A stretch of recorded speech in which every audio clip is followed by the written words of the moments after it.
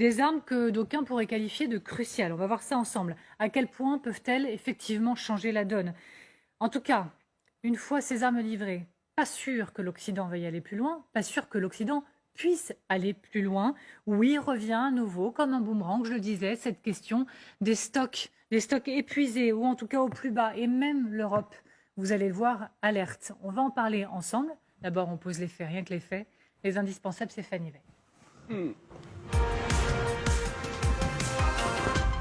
Bonsoir Fanny. Bonsoir Amélie, bonsoir à tous. Kiev va donc recevoir de nouvelles armes, je le disais, qui pourraient changer la donne sur le terrain. D'abord, quelles sont ces armes? Eh bien, vous le disiez, les livraisons d'armes à l'Ukraine s'accumulent et s'accélèrent. Les premières armes concernées, ce sont les systèmes américains de défense anti-aérienne. 275 millions de dollars pour, je cite, doper la défense anti-aérienne, précise Washington cet après-midi.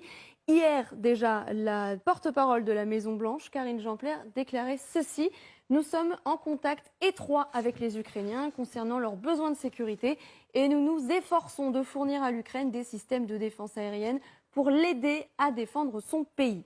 Concrètement, les Ukrainiens vont recevoir de nouveaux lance-missiles Iris-T, de nouveau NASAM, un autre lanceur de missiles solaires, l'un des plus perfectionnés au monde, équipé d'un radar et qui permet de neutraliser des missiles à 150 km de distance.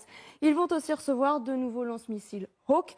Et puis on a eu cette précision il y a quelques minutes, Washington va également fournir des systèmes anti-drone, on y reviendra. De la part de la France, cette fois, Kiev va également recevoir des missiles solaires Crotale. D'ailleurs, on apprend que les soldats ukrainiens sont actuellement en train d'y être formés. Tous ces systèmes sont primordiaux pour Kiev. Ils lui permettent de se défendre contre les salves de missiles envoyées régulièrement sur le pays par Moscou. C'est ce que déclare Oleksiy Reznikov, ministre ukrainien de la Défense, au journal Le Monde, daté d'aujourd'hui. Quand nous avons commencé à nous défendre contre les attaques de missiles russes, notre efficacité était aux alentours de 55%.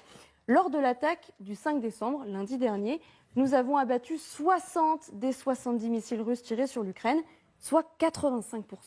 Deuxième type d'armement, Fanny, ça se passe toujours dans les airs. De quoi s'agit-il? Eh bien, c'est une arme plus étonnante, une arme anti-drone. Voilà à quoi elle ressemble. En l'occurrence, ce modèle est lituanien.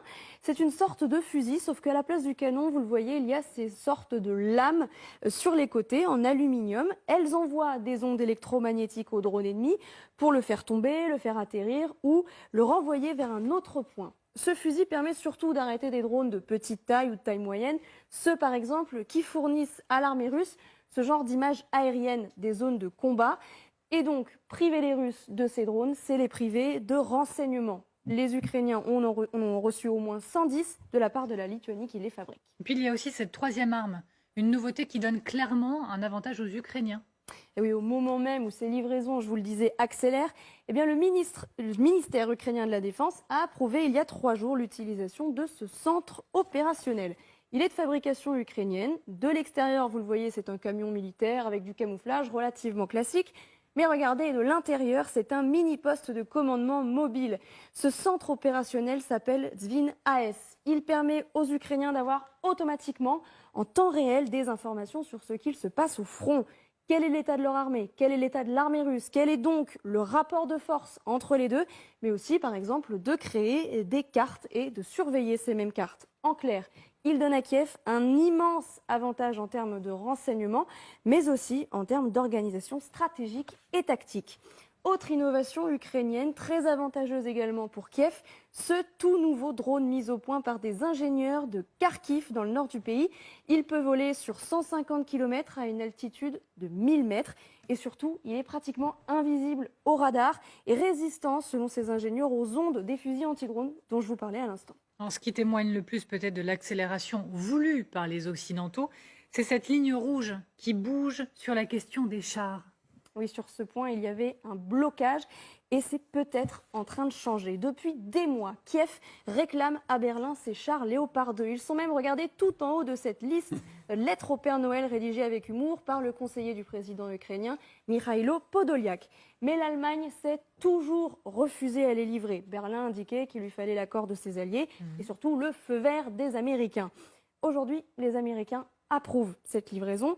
et il pousse en plus Berlin à livrer ses chars pour de bon. C'est ce qu'a reconnu ces derniers jours Marie-Agnès Strackmann-Zimmermann, qui est chef de la commission de défense du Bundestag, le Parlement allemand, et qui a également affirmé ceci sur Twitter: nous ne devons pas abandonner l'Ukraine, vous avez besoin de chars. Autrement dit, vous l'avez dit, cette ligne rouge sur les léopards pourrait bouger, voire disparaître.